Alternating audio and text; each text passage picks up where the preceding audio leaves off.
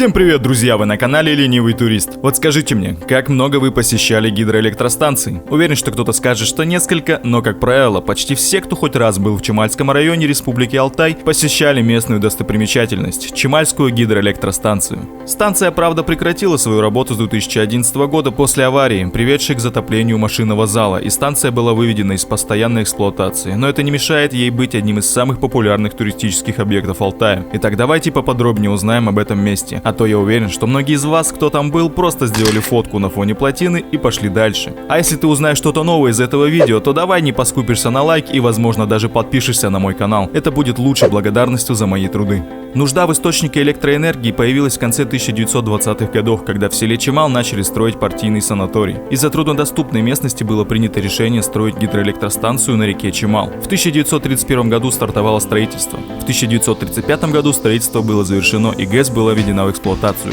К стройке привлекались заключенные Сибирского управления лагерей, лагерь особого назначения. Строительство проходило не гладко, из-за тяжелых условий труда заключенные взбунтовались. Документальных подтверждений нет, но местные говорят, что во время бунта погибло несколько сотен человек. На станции были установлены два генератора общей мощностью около 500 киловатт. В регулярном режиме эксплуатировался только один из них для обеспечения электроэнергии ближайшего санатория и домов. Чемальская ГЭС стала первой гидроэлектростанцией в Республике Алтай. Вырабатываемая энергия обеспечила своей мощностью не только Чемал, но и многие окрестные села. Но в 2000-х годах мощности хватало только на обеспечение энергии Чемальского санатория. Чемальская ГЭС закрыта в 2011 году после аварии, в результате которой оказался затоплен машинный зал. Объект больше не эксплуатируется, его восстановление не планируется. Стоит отметить, что вся система ГЭС отработала без капитального ремонта и замены основных элементов с начала 60-х годов прошлого столетия, пережив за свою историю два крупных наводнения в 1959 и в 1969 годах. В конце 50-х годов по реке Чемал сплавляли строевой лес. Весной 1959 года, в период большой воды, из-за прорыва гавани большая масса леса попала в водохранилище, что привело к образованию большого затора у плотины, который не удалось оперативно ликвидировать. В результате вода размыла берег с левой стороны плотины и унесла весь лес в Катунь вместе с деревянными строениями, затопив при этом здание ГЭС. Через 10 лет, ранней весной 1969 года, из-за больших дождей и талых вод сильно поднялся уровень воды в Катуни и в Чемале. Здание ГЭС было затоплено до самых верхних косяков окон машинного отделения. Следы этого наводнения остались на портретах Сталина и Орджоникидзе, висящих в проемах между окнами, обращенные в сторону Катуни. В 2014 году очередным сильным наводнением на Алтае была размыта часть плотины станции. Сейчас здание Чемальской ГЭС является исключительно туристическим, почти музейным объектом. Гидроэлектростанция в живописной местности стабильно входит в число топовых достопримечательностей Чемальского района. К ней проводят экскурсии и туры разной продолжительности. Но, к сожалению, со временем Чемальская ГЭС разрушается. Туристы оставляют негативные отзывы о посещении машинного зала, реставрации музея пока никто не занимается. Хотя в сети неоднократно ходили слухи о том, что администрация республики планирует решить этот вопрос. В 2014-2017 годах ввелись работы по очистке и укреплению водохранилища. Весной 2017 года было выделено 5 миллионов рублей на исследования по модернизации Чемальской ГЭС. Ремонтные работы начались в конце 2019 года. На время строительства гидроэлектростанция для туристов была закрыта. Сейчас объект вновь доступен для посещения. Побережье Чемальского водохранилища облагорожено. Местная инфраструктура включает в себя сувенирные лавки, закусочные, палатки с фруктами, экскурсионные бюро. Для тех, кто еще не был в этом месте и хотел бы его посетить, то на автомобиле нужно будет доехать до села Чемал по центральной сельской улице. Улица Санаторная, переходит на Курортную, после моста Чемальский тракт. Нужно проехать по мосту через реку Чемал. Минуя мост, дорога заворачивает направо. Указатель Чемальская ГЭС отмечает отходу от трассы грунтовую дорогу вдоль реки, по которой можно добраться до парковки и пешей доступности от ГЭС. На противоположный берег проход осуществляется по плотине ГЭС. Он платный, с экскурсией, либо в обходом по небольшому мостику. Также недалеко есть еще одна достопримечательность Чемала, про которую я уже делал видео на моем канале. Можете перейти на него по аннотации сверху: остров Патмос. Координаты самой ГЭС вы можете найти в описании под видео. На этом у меня все, но не спеши выключать видео. У меня есть небольшая информация для вас. Я придумал новую рубрику «Места подписчиков». Вот по вот этой вот почте вы можете писать мне свои истории или места, про которые вы знаете что-то страшное или интересное. Неважно, что и где это будет, расскажи мне, и в идеале приложи фото и видеоматериал. И по самым интересным местам я сделаю видео. Почту вы также можете найти в описании ролика. Жду ваших писем. Ну и если тебе понравилось данное видео, то не забудь поставить лайк и подписаться на канал. Это помогает алгоритмам YouTube чаще выставлять мои видео в рекомендации, чтобы о них узнавало как можно больше людей. Всем спасибо за просмотр. До скорых встреч.